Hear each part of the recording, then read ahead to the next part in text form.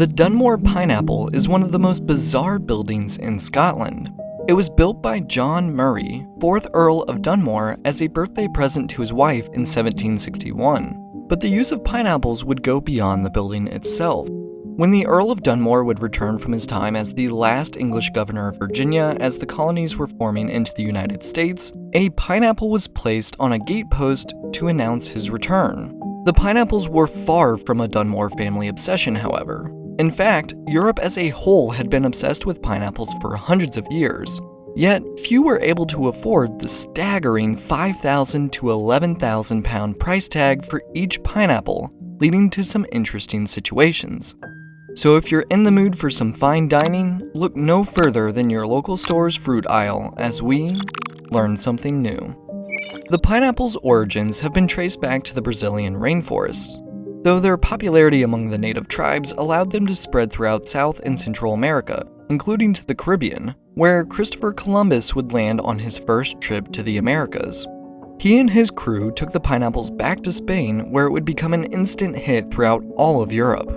The Spanish would call the fruit a piña, with the name pineapple coming from its resemblance to a pine cone, and apple being something that was also often used to name foreign food items. For example, the peach's Latin name was persicum, meaning Persian apple. A pomegranate was called pomum granatum, meaning an apple with many seeds, and the French called the tomato pomme d'amour, or the love apple.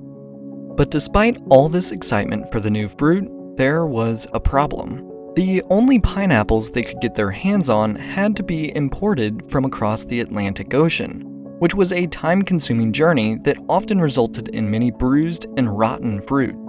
Many tried to grow the fruit in Europe, but the climate was completely wrong, leading to no successful yields. That didn't stop many of the wealthy elite of the European nations from doing everything they could to bring the exotic fruit over.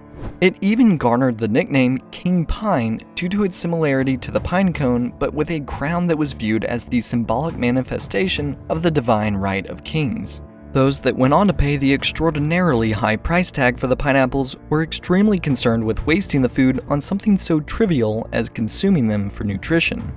Instead, the pineapples were almost exclusively displayed as ornaments that warranted constant supervision by guards and escorts for maids carrying them, who were considered to be at great risk of becoming victims to thieves. In fact, one British thief in the early 19th century was sentenced to 7 years in Australia for stealing 7 pineapples.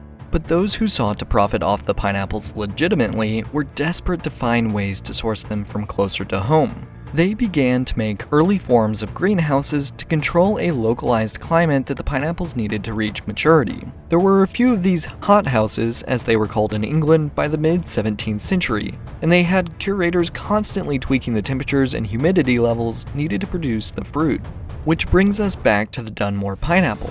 The building we talked about at the beginning of the video was actually an area where they attempted to grow these pineapples. In this building, they would attempt to grow a bunch of exotic flora using a series of pipes within the walls to carry hot water and steam in order to maintain adequate humidity and heat.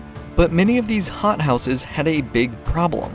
Since much of the heating was provided by furnaces placed within the structure, the fumes of the fires frequently damaged or killed the plants. The urns seen at the top of the wall were actually air vents to help air out the smoke that filled the air. But it wasn't just the rich hoping to make some money off the pineapple craze. Many people were taking out loans to build rather small hothouses, most of which costing around £28,000 to purchase. Some were built so cheaply that they burnt down from the fires meant to maintain the climate, with people seeing their investment literally go up in smoke. Even if some didn't have disaster strike their operations, it was still quite the undertaking, as pineapples can take years to grow and mature. Even when some pineapples began to grow in these makeshift greenhouses, allowing them to trickle solely from the hands of royalty to the middle classes, the price did not come down. The demand would only get higher. Companies were trying their best to cash in on the pineapple's popularity, even if they weren't able to get hands on the fruit itself. They would make pineapple-shaped teapots or carve them into clock cases or bookends. They were found on carriages or carved into the stone of a manor. This wasn't just relegated to Europe at this point either. In America, they would fetch as much as $8,000 a piece. The more affluent of America would throw dinner parties and display a pineapple as the centerpiece, operating as a symbol of wealth, hospitality, and status. They were still only used as decoration, however, often with people stacking the fruits guests were allowed to eat around it. To underscore just how desperate people were to get their hands on a pineapple, some would even rent them for special occasions. Some would rent a pineapple to take to parties, not to give to the host or contribute to a feast, but to carry around all night and show off a false appearance of having the ability to afford such an expensive piece of fruit. But as you know, this trend would not last forever. The price of the pineapple would come down and it would lose its grandeur. The beginning of the end for the pineapple's popularity was the introduction of the steamship, able to make trips across the Atlantic much quicker and with the ability to make supply chains more consistent. Canneries, canning the fruit at the source, allowed people to start to taste the fruit as it allowed it to stay good for longer.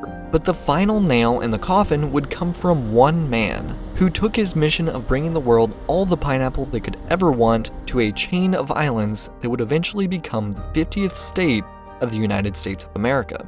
A man who would be deemed the Pineapple King. Believe it or not, pineapples are not native to Hawaii. They were never able to make the jump from South America and the Caribbean to the Hawaiian Islands without assistance from humans. But once they were brought, it was found that the rich Hawaiian soil and the tropical climate made for the perfect pineapple farming spot. James Dole wasn't the first to bring pineapple to Hawaii, but when he left his family home in Maine to work as a missionary in Hawaii, he fell in love with the islands and claimed that it was his goal to turn Hawaii into a modern democracy and diversify the economy. While his cousin Sanford Dole pushed for Hawaii to become a state, James wanted to continue his family's farming tradition. After finishing his studies at Harvard, he took $1,500, all the money he had, and went to live with his cousin Sanford in Hawaii. At the time, the sugarcane crop was the biggest industry in Hawaii. But when the crop had a bad year, the entire state economy suffered. James explained to his cousin that they should bring in different crops to diversify, and when he tried out pineapples on his land, he knew that they would become a prime cash crop. In 1901, he started the Hawaiian Pineapple Company, a one-man growing and canning operation from his garage.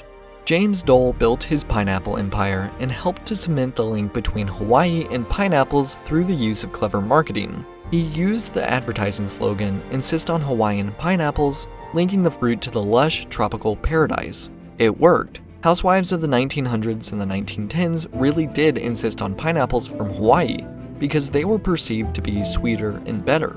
By early 1922, Dole's company supplied 3/4 of all of the world's pineapple, leading to the pineapple becoming a symbol of Hawaii and being deemed Hawaiian gold. Though flooding the market with pineapple decimated its value, leading to some of the most severe deflation of a single product in history. Its popularity led to Dole becoming a household name in fruit, especially after modern refrigerated transport came into being.